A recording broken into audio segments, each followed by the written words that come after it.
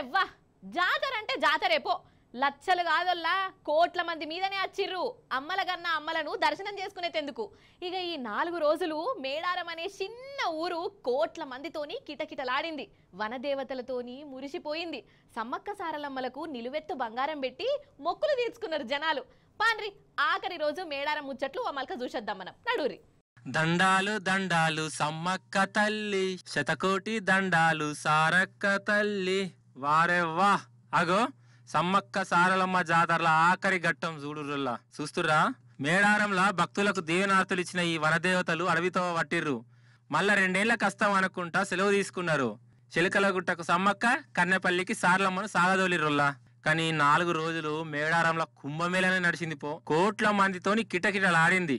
నిలువెత్తు బంగారం సమర్పించుకొని అమ్మలగన్న అమ్మలకు భక్తులు మొక్కులు చెల్లించుకున్నారు. అగో ఏడజూడు జన జాతరనే.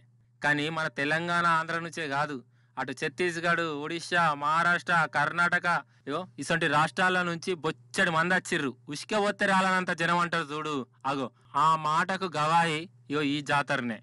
సమ్మక్క సారక్క జాతర గురించి ఎంత చెప్పినా తక్కువనే అనిపిస్తుంది. జాతర గొప్పదనం చెప్పేందుకు మాటలు జరుపవు, డైరెక్ట్ పోయి చూసి